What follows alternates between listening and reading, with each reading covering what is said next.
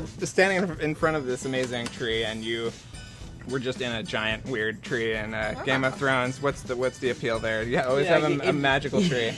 Bran's actually just hiding in the tree there. He's like, he powers the clock. Oh, okay, good. That's good to know.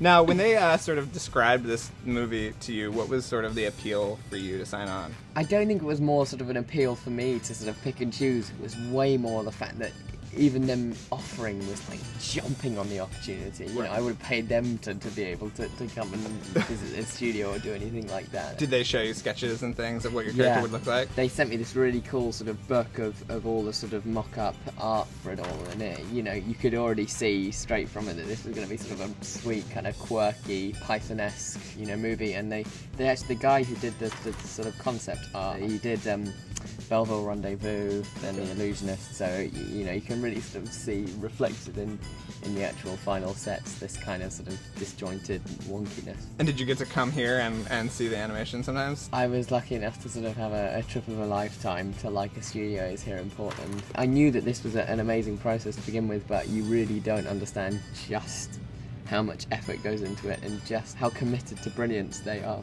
when you finally, you know, actually see all the various different departments which hone in on a particular aspect and do it brilliantly.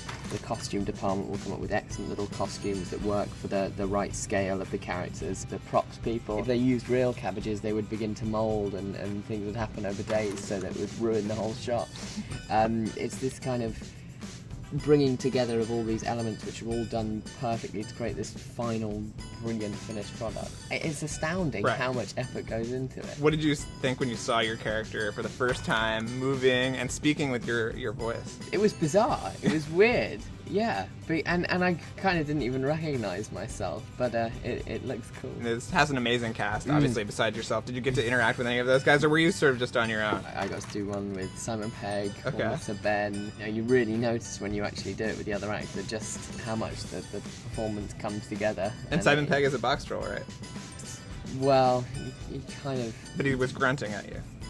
Or something. Isn't that what Boxtrolls do? They grunt? Kind of. Yeah. Talk to me about sort of the thrill of being able to show this movie to people, finally. What's something quite nice, you know, selfishly, is the fact this is one of the few projects I can actually show my friends, because most of them are far too rude. I think the thrill is kind of all mine, just to be able to visit the set and to be a part of this universe is a real privilege. Well, thank you so much for chatting with me.